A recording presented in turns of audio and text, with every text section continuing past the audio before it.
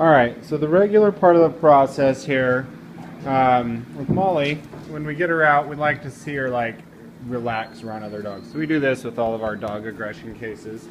What we want to see is kind of what we're seeing now. Like when I first bring them out, that's always your most tense times. And we need to see her interact with other dogs a little bit and have that go well until she sees these other dogs. These are like heightened communicators on her part. So like the head up, the tail wagging stiffly high means she could very well fight. So when I see that from a dog, we don't take the muzzle off right away. So I want you to see this video so you can know, because you've probably seen us have video of her, or well, we've had her with no muzzle around groups of dogs, but it's not when we're seeing like a raised stiff tail and stiff posture and stuff. It's when she's taken in all these dogs, she's taken in all of their signals and their communications, and she's realized, okay, there's not a lot of stress in this. Because if you watch her interact with dogs, you'll see her see them as certain threats according to their social hierarchy. So her trigger is dominant dogs. So this little boxer puppy in the center of my screen right now is a dog that triggers her because she wants to be the leader. So what I see a lot of the time, I mean, there is a fear aspect to her aggression, but there's also a big social hierarchy aspect too. She kind of wants to be the boss, and I don't love to use the word dominance. Good girl. When it comes, well, I use it when I need to, and it's actually very rare that we get a dog that's aggressive because of that. But there is a partial fear aspect to aggression, and then there's a dominance aspect too. So if you watch her take in like the way these fighting dogs, or like the fighting dogs, type dogs interact, like boxers and the dogs like that, she's actually a little more reactive to them kind than she is like say sporting type dogs like this lab or like a herder. So the way these shepherds down here interact with each other is going to be a little bit different.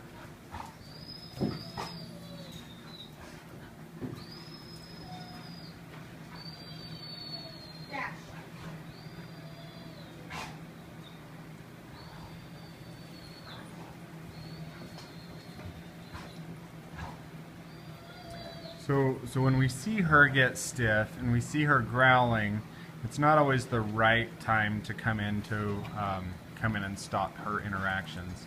What I want to happen for her is I want her to interact with other dogs. I want her to learn that she can communicate without biting another dog, and I want her to get results like that. So this is what we're seeing, and I'll point it out. So if we watch, I want to show you what it looks like when she communicates to another dog that she doesn't want to have anything to do with them, because as it happens, I mean, she is quite antisocial. Not necessarily a bad thing, it's just who she is. So when a dog comes up to her, you're going to see her stick her head up, and you're going to see her tail do tight wags, and she's going to kind of give them the stare down.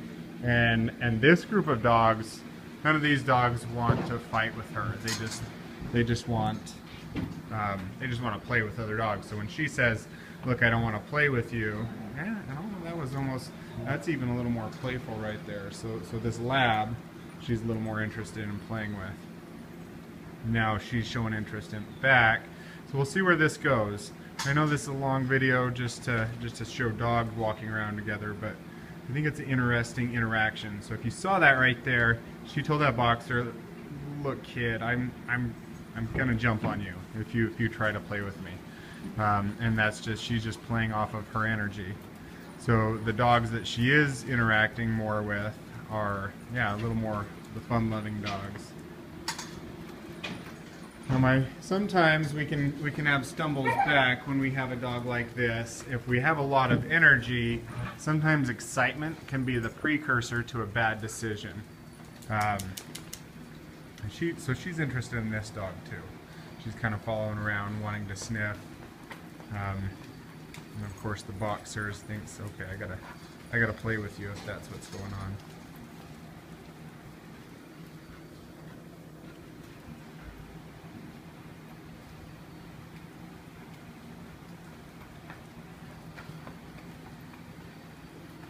So if you notice, Zoe's moving around a lot in here. So that's basically, if you stood still with her, she would just go stand by the human and not want to interact with the dogs, which is counterproductive. Like as we keep moving, we force this motion. She has to move around. She has to come into contact with all these dogs as she passes. We've got a doggy pile down there.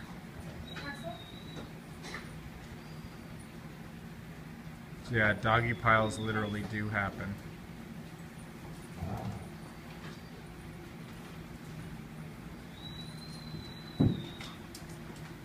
Okay, so she's relaxing enough that I think we can take her muzzle off. So this is going to be a long video, but I kind of want you to follow this model as you socialize her and as you continue her moving forward. Because this is the way we get success. We don't take big chances, we don't take big steps, we don't take big leaps. It's little steps, it's little interactions, it's gradual desensitization, and then we get growth. When we get confidence, then we get growth. When we have rules, we get growth. So this is the way we want her to interact. Now, just to make sure other people's dogs are safe, I am going to have her drag around a leash as we take her muzzle off.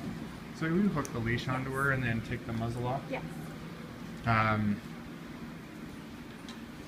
so this is what we do every day with Molly. We wait till we see her relax a little bit, then we take the muzzle off. So when she first comes back, when she's around these beagles, we want to see the muzzle being off. Now go ahead and walk back and forth with her a couple times and then just drop the leash and let her drag it. And you can go all the way down through the group, yeah. Yeah, I want her to interact with you right there with her, just so we know what's going on.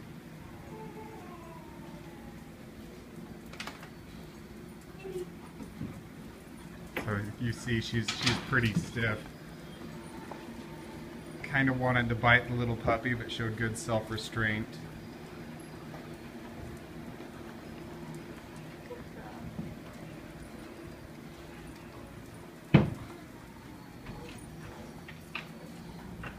So you can see for her, it's kind of hectic walking into that pack of dogs.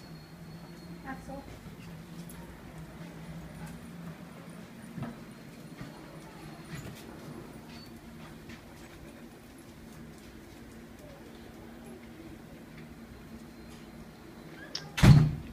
All right, let's have you go ahead and drop the leash.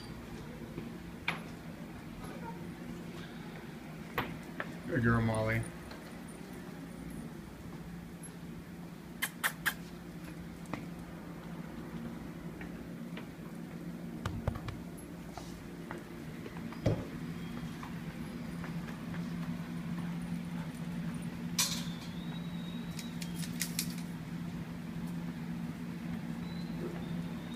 It's going to be a long, boring video, but it's good stuff. It's stuff that's important.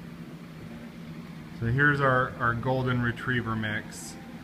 After enough play, these guys just go over there and watch because they've had it. Of course, anytime we get somebody at the gate, we get excitement, so we get dogs congregating around.